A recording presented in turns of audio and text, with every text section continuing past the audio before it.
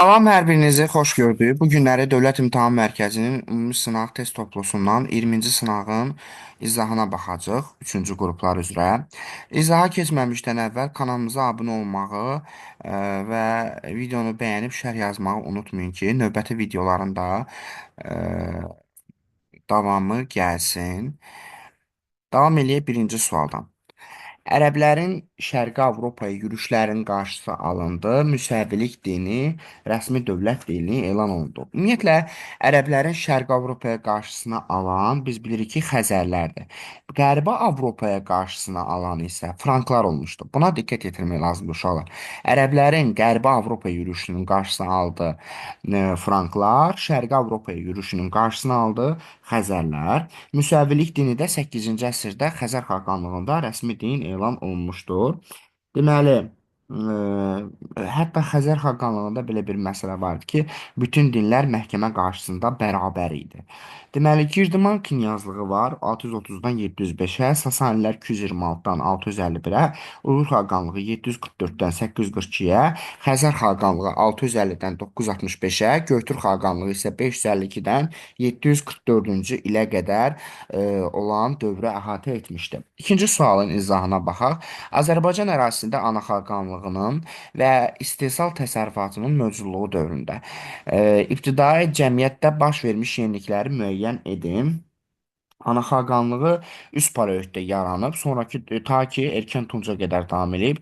İstehsal təsərrüfatı istehlakdan istehsala keçid mezolitdir. Ondan sonrakı dövrlərdə davam edib. Baxaq, əkinçilik, maldarlıq, sənətkarlıqla yanaşı hərbi iş əsas məşğuliyyətə çevrilmişdi. Artıq bu tunc dövründədir. Biz bunu götürə bilmərik. Hərbi iş əsas məşğuliyyətə çevrilirsə, burada ata xaqanlığı olur. Əhalinin böyük bir hissəsi oturaq həyata keçmiş, müxtəlif sənət sahələri yanaşmışdır. Bəli, bu neolit dövrünə aiddir. Neolit dövründə ana xaqanlığı mövcud idi, istehsal təsərrüfatı da mövcud idi. İnsanlar daşları deşməyi, cilalamağı öyrənmiş, metal emal etməyə başlamışlar. Təbii ki, bu da neolit dövrünə xas xüsusiyyətlərdən biridir. Dördüncü suala baxaq. Yeni insan tipi yaranmış, heyvanların əhəlləşdirilməsinə başlanılmışdır. Yeni insan tipi yaranmışdır. Bu üst paleolit dövründədir. Məsələn, ağıllı insan tipi yaranmışdı. Ağıllı insan yarandıqdan sonra qəbilə icması formalaşmışdı. Heyvanların əhəlləşdirilməsinə başlanmışdır. Bu mezolit dövründədir. Mezolit dövründə başlayıb eneolit dövründə başa çatır. Yeni insan tipi yaranmışdır. Bu üst paleolit dövründədir. Amma bizdə deyir ki, Azərbaycan ərazisində ana xaqanlığının mövcud olduğu. Ana xaqanlığı qəbilə icmasına yaranmışdı. Qəbilə icması da sonradan yaradıldı. Qan qohumluğuna əsaslanırdı. Ana xətti ilə birləşirdi. Baxaq.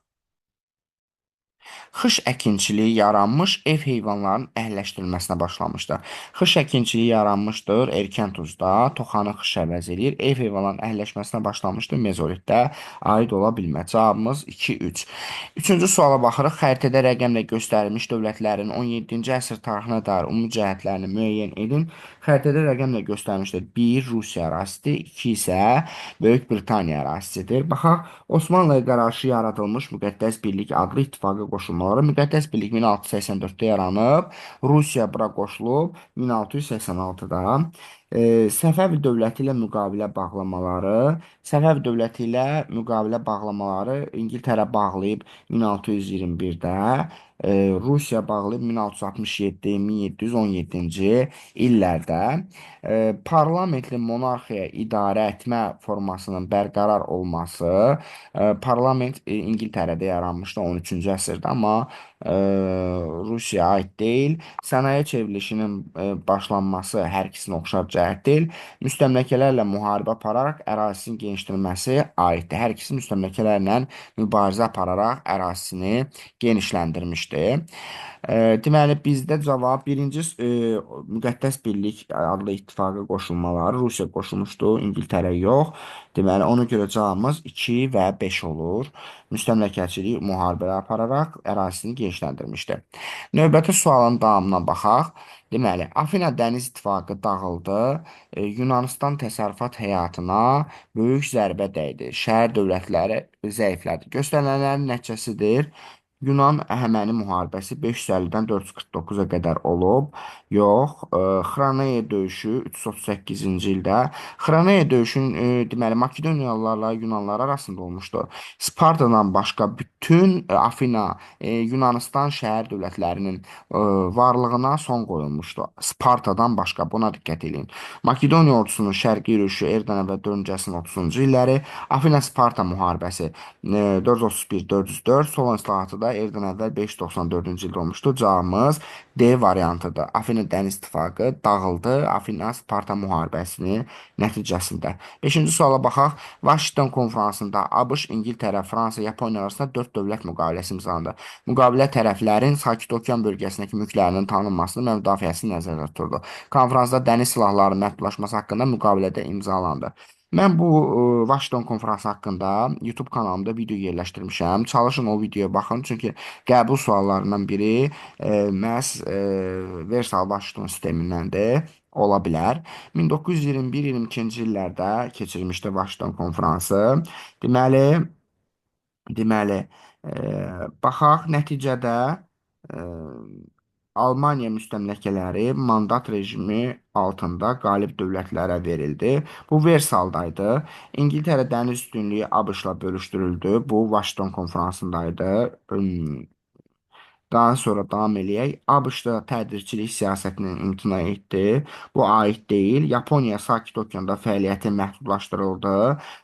Bu Vaşinqton konfransına aiddir. Dəniz silahlarının məhdudlaşdırılması haqqında qərardan sonra Yaponiya Millətlər Cəmiyyətindən çıxdı. Almaniya və Yaponiya Millətlər Cəmiyyətindən 1933-cü ildə çıxmışdı. Cavabımız 2-4-dür. 6-cı suala baxırıq. Yaponiyanın 20-ci əsrin 50-ci illəri tarixinə aiddir. Yeni konstitusiyanın qəbul edilməsi 1889-dur. 1947-ci ildə konstitusiya qəbul olunub Yaponiyada. Bunu unutmayın. ABŞ qoşunları tərəfindən işğal edilməsi 1945-dir. Silahlı qüvvələrin ləğv edilməsi bu 2-ci Dünya müharibəsindən sonradır. Yapon iqtisadi möcüzəsinin baş verməsi, bəli, Yapon iqtisadi möcüzəsinin baş verməsini cavab olaraq götürürük. Cavabımız D variantı. Y-yə baxaq. Hiroşima, Nagasaki şəhərlərinin atom bombası ilə dağıtılması 1945-dir. 7-ci suala baxaq. 7-ci sualda nədir? Cənubi Azərbaycan 1-ci Dünya müharibəsi dövrünə aid deyil. Şeyx Məmməd Xəyanın başçılıq etdiyi milli hökumətin yaradılması bu 1920-ci ilin iyun ayına aid. Elə cavabımız A variantıdır. 8-ci suala baxaq. Atropatenanın eradan əvvəl 1-ci əsr, Albaniyanın eramızın 2-ci əsrlərinə dair ümumi cəhətdir. Alan tayfaların dağcı yürüyüşlərinə məruz qalması 1-3-cü əsrlərdir. Bizim eradır. Həm Atropatena, həm Albaniya Sasani dövlətinin tərkibinə qatılmaları eramızdadır. 227-262-ci il. 227-də Atropatena, 262-ci Albaniya qatılmışdı. Roma İmperiyası diplomatik münasibətlərin saxlanması, bəli, həm Atropatena, həm də Albaniya diplomatik münasibətlər saxlayıb, hətta Artabaz, Ariobarzanı Romaya göndərmişdi. Parfiyadan üz döndərərək. Cavabımız elə C variantıdır. 9-cu suala baxaq. Azərbaycan Xalq Cümhuriyyəti hökuməti 1919-cu ilin yanında ölkənin təhlükəsizliyini təmin etmək üçün Gürcüstanla hərbi müdafiə sazişi imzaladı. Əlahiddə Azərbaycan korpusunun yaradılması 1918-ci il iyun ayının 26-sıdır. Qarabağ general qubernatorluğunun yaradılması 1919-un yanvarıdır. Batumda Osmanlı dövləti hərbi yardım nəzərdə tutan müqavilə imzası 1918-ci ilin 4 iyunudur. Naxçıvan general qubernatorluğunun yaradılması da 1919-cu ilin fevral ayıdır. 10-cu suala baxaq. Uyğunluğu müəyyən edin. Fransa-Prusiya müharibəsi nəticəsində 1870-71-ci illərdə olmuşdur. Fransa 2-ci imperiya devrilir. 2-ci imperiya 1852-dən 70-ə qədərdir. Bunu götürürük. Bismarck tərəfindən Fransanın tərcih edilməsi siyasətinə qoyulduğu 1862-də götürmürük. Elzas-Latların vilayət yetirilməsi də bu da həmin dövrə aiddir. Ona görə cavabımız A1 Fransaya AC. Prusiyaya baxırıq. Deməli, Avstriyaya daxil olmadığı Şimali Alman İttifaqı yaradıldı. Deməli, uşaqlar, ilk öncə deməli 1815-ci ildə Alman İttifaqı yaradılır. 1866-cı ildə Şimali Alman İttifaqı yaradılır. 1871-ci ildə Vahid Alman dövləti yaradılır. Aydındır? Bunu götürmürük. Sənaye çevrilişi başladı. Götürmürük. Almaniya birləşdirməsi başa çatdı. 1871-ci ildə bunu götürürük. Çünki Fransa-Prusiya müharibəsinə düşür. Cavabımız 1A, C, 2-yə C variantı aiddir. Növbəti sualın izahına baxaq. Uyğunluq pozulmuşdur. Qoşa minarə Naxçıvandadır. Əlincə qalası Naxçıvandadır. Düzdür. Gülüstan türbəsi Şamaxı. Gülüstan türbəsi Naxçıvandadır. Şirvanşahlar Şamaxıdadır. Bunu götürmürük. Şah Abbas məscidi Gəncədə. Sərdar sarayı Gəncə yox, İrəvan ərazisindədir. Göy məscid Təbrizdə. Qeysərə bacarı Təbrizdədir. Bəli, bunu götürürük. Qalanların götürmürük. Davam eləyək. Cavabımız burada nə oldu? Burada cavabımız 2-5 oldu.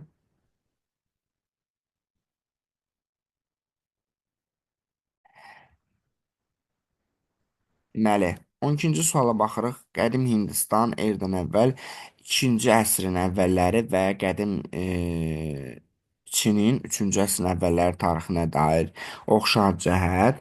Baxaq, Hunlarla mübarizə, Budizm dininin yayılması.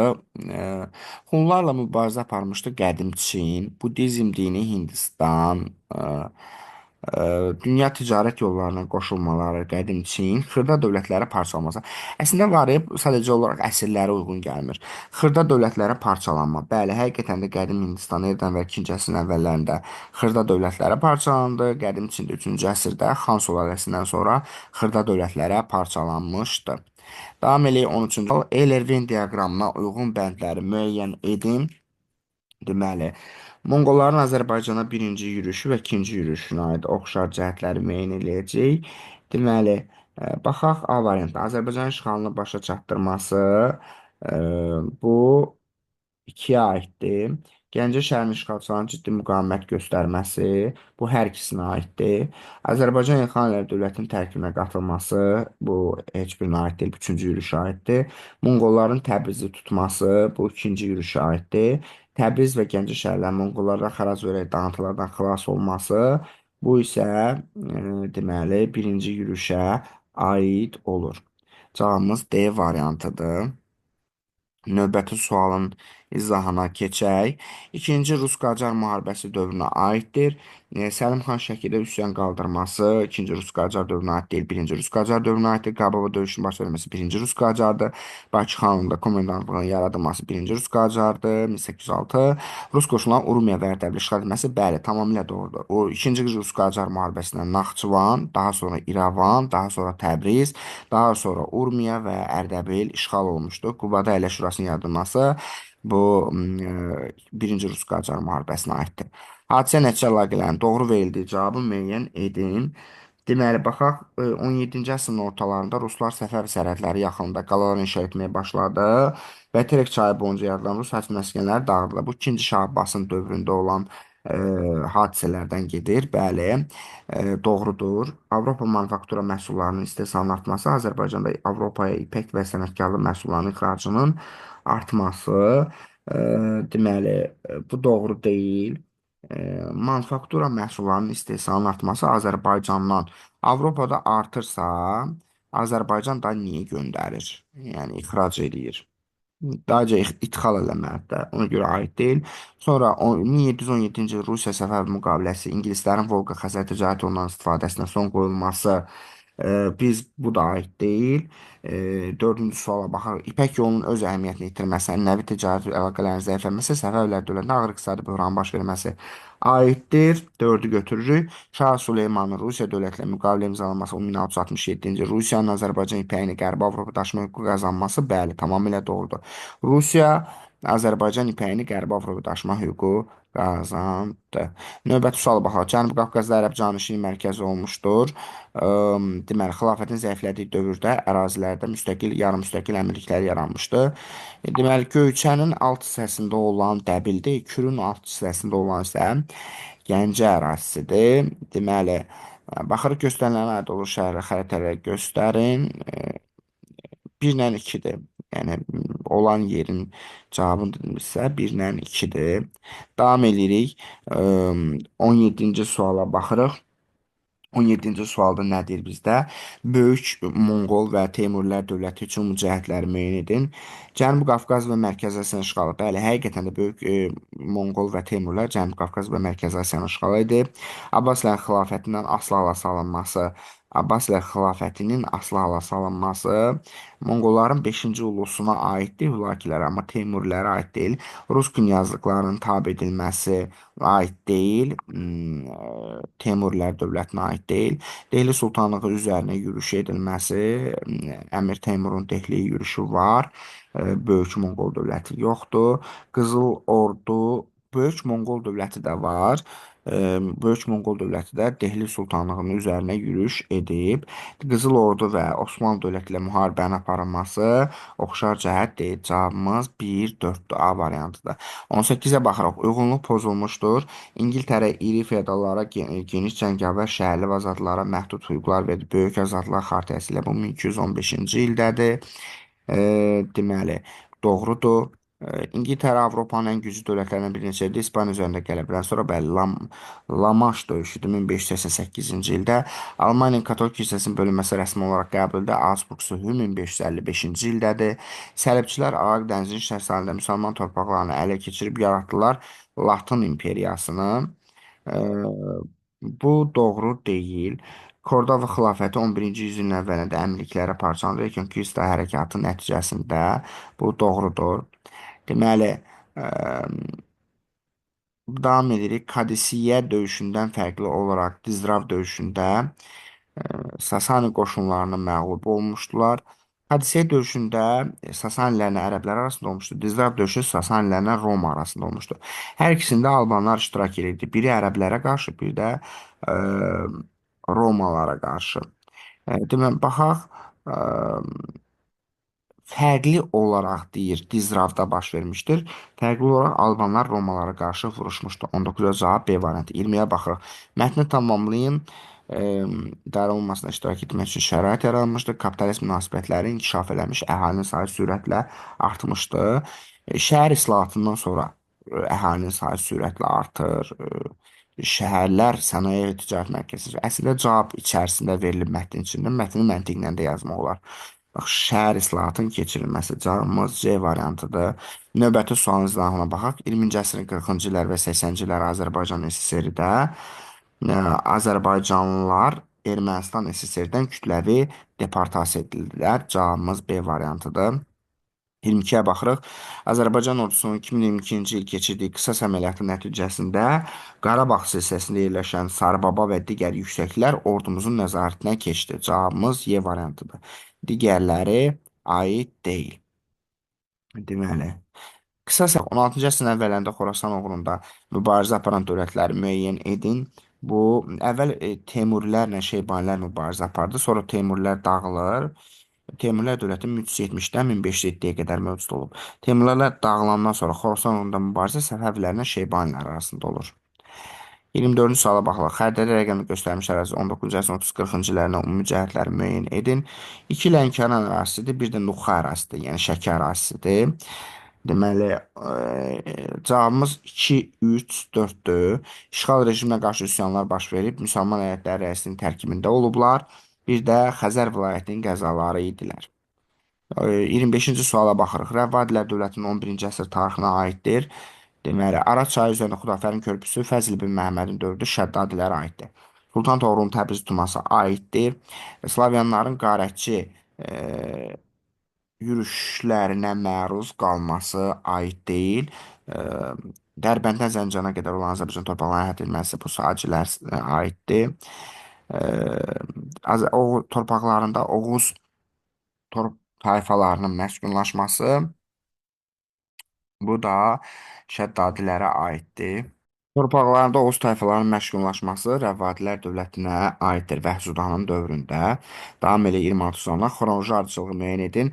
Azərbaycan-Türkiyə prezidentləri arasında Şuşa bəyannaməsi imzalanması 2021-in iyun ayının 15-idir. Azərbaycan qoşulma hərəkatının tam yüz olması 2011-dir. Azərbaycan Respublikasının prezidentinin Avropa üçün Paris xəritəsi 1992-ci il aiddir. Uyğunluğu müəyyən edin. Sultan Süleyman, Sultan II. Səlim Kipr adasını fəth etdi. Təbii ki, bu 2-ci Səlim 1571. Səbəblər Müslüman Məmlükləri ilə müharibə aparmışdı. Məmlük dövləti ilə müharibə apardı. Deməli, e, Səfəvilərlə mübarizə aparıb birinci Süleyman, amma Misir Məmlükləri ilə mübarizə aparıb deyəni götürmürük. Kars adasının tutulmasına Fransaya kömək etdi. Bu Süleyman idi. 1550-ci illər idi, 1553. Osmanlı tarixində ilk dəfə özünü İslam dünyasının xəlifəsi elan etdi. E, Bu birinci Səlimə aiddir. Yoxdur. Osmanlı donanması İndoneziya müsəlmanlara kömək göndərdi. E, Bu isə ikinci Səlimə aiddir. Davam edirik. Mətn. Mənbəyə əsasən Trabzon zəbt edildi. Sara xatun Özgəni, Dəsmə xatun Trabzon varisliyi hüququnu irəli sürdü. Baxaq görək nə deyir. Mənbədə göstərilən dövlətlər arasında baş vermiş döyüşün müəyyən edərək yazın. Bu Qoyunlu-Hisar döyüşü idi. 2. Sara xatun 2-ci Mehmetə danışıqlarına alınmaq istədiyi iki məqsədin yazın. E, Osmanlılar Trabzonu fəth etməsinə imkan verməmək, sülh bağlamaq. Deməli, Trabzon Osmanlı tərəfindən fəthinin Ağqoyunlu bəyliyi üçün iki nəticəsinin yanı Ağqoyunlu ilə Avropa ticarətinə zərbə vuruldu. Bir də Qara Dənizə çıxışı itirildi.